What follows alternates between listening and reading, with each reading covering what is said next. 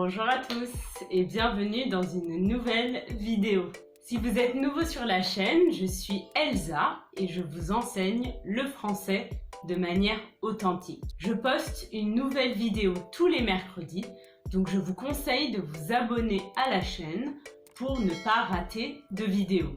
Merci à toutes les personnes qui se sont abonnées et qui soutiennent la chaîne. On a dépassé les 1000 abonnés, donc merci beaucoup. Comme toujours, n'oubliez pas d'activer les sous-titres en français ou en anglais. Vous pouvez également modifier la vitesse de la vidéo si je parle trop vite ou trop lentement. Aujourd'hui, je vais partager avec vous mes meilleures ressources gratuites pour apprendre le français sur Internet. Sur Internet, il y a des millions de ressources pour apprendre le français. Donc aujourd'hui, je vais partager avec vous la sélection des meilleures ressources selon moi. Et restez bien jusqu'à la fin de la vidéo car j'ai une surprise pour vous. Ok, donc ma première ressource gratuite pour apprendre le français sur Internet, c'est bien évidemment YouTube.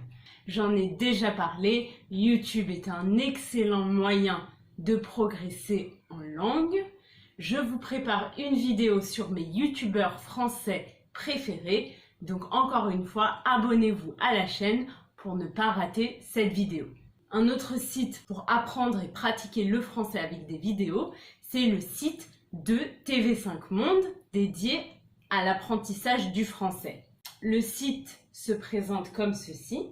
Vous avez des vidéos par niveau, donc A1, A2, B1, B2. Je vais vous montrer un exemple. Manger local, un casse-tête chinois. Donc ici, vous avez la vidéo et vous avez des exercices pour tester votre compréhension de la vidéo. Et vous avez également une transcription de la vidéo.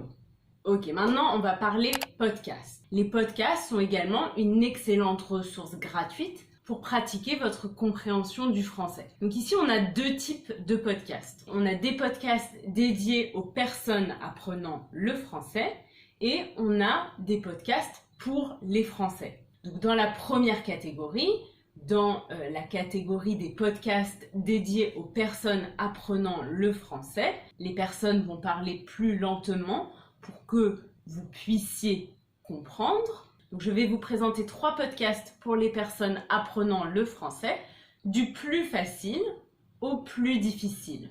Donc tout d'abord, on a le podcast de Duolingo. Vous pouvez le trouver donc sur leur site internet, mais également sur toutes les applications de podcast. C'est un podcast qui est à moitié en anglais, ce qui vous permet de mieux comprendre le contexte. Chaque épisode est l'histoire d'une personne racontée par cette personne. Par exemple, donc ici on a le premier épisode, c'est l'épisode 1, le magicien des baguettes, qui raconte l'histoire de Mahmoud, un fils d'immigrant qui a gagné le concours de la meilleure baguette de Paris. Et sur le site, vous trouverez également la transcription. Le deuxième podcast dont je voulais vous parler, c'est le podcast d'Hugo, de la chaîne Inner French, que vous connaissez peut-être. Donc il fait des podcasts sur des sujets de société, de culture, d'actualité. Il parle également assez lentement, donc je dirais que c'est un niveau intermédiaire. Vous trouverez sur son site internet la transcription du podcast, ce qui vous aidera à mieux comprendre le podcast.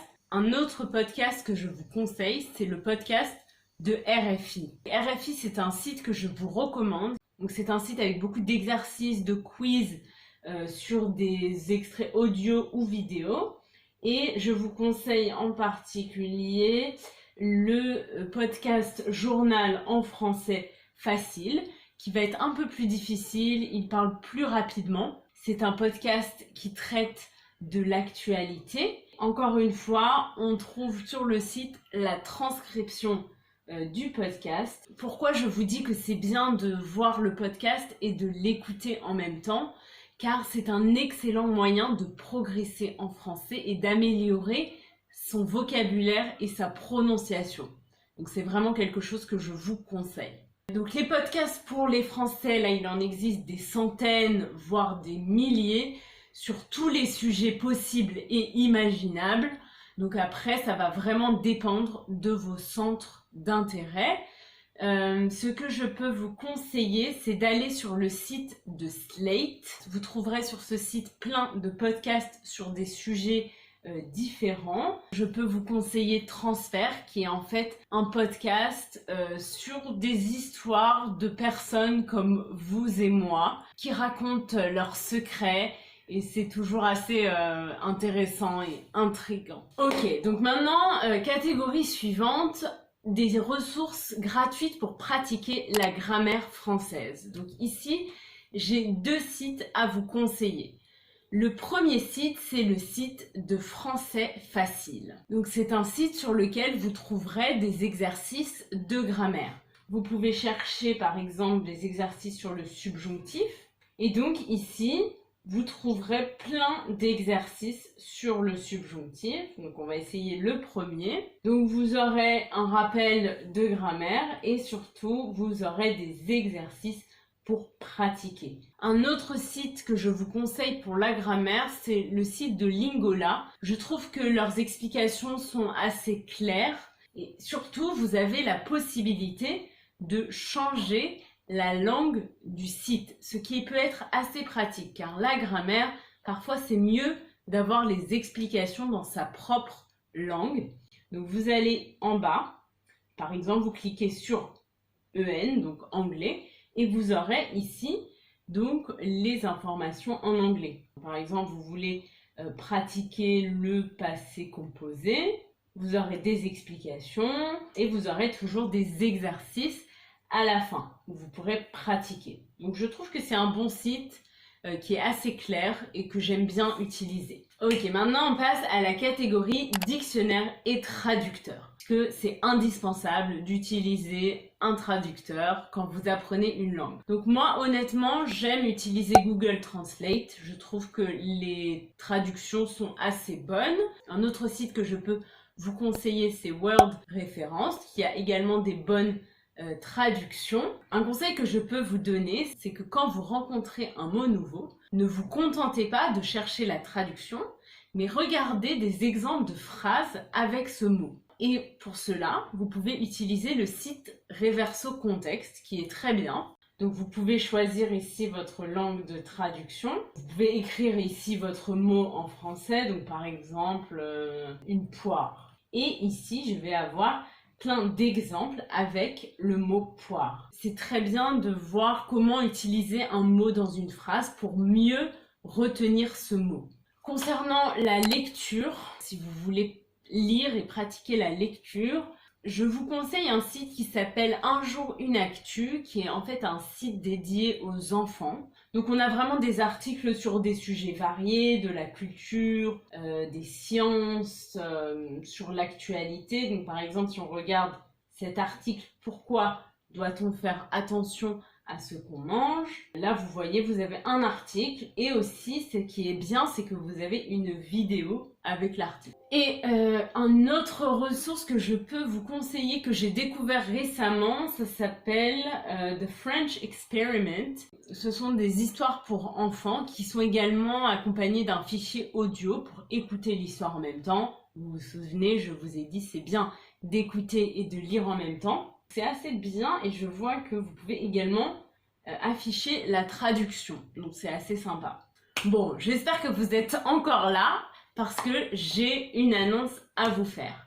Je suis très heureuse de vous annoncer que mon site est en ligne. J'avais envie de vous proposer une expérience d'apprentissage plus complète autour de mes vidéos. Sur mon site, vous trouverez donc des informations complémentaires et des exercices pour vérifier votre compréhension des vidéos. Ça s'appelle pieceoffrench.com et je vais vous montrer ça tout de suite. Voilà le site, j'espère que ça vous plaît. Donc ici, on a en fait les posts récents et vous trouverez toutes les vidéos ici. Si on clique sur cet article, sur ma morning routine, là vous avez la vidéo, vous avez des informations complémentaires et surtout vous avez des exercices pour pratiquer et pour vérifier votre compréhension. Et en dessous, vous trouverez la correction.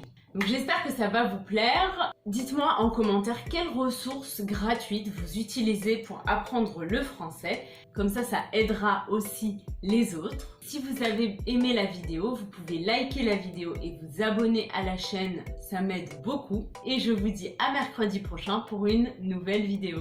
Bye!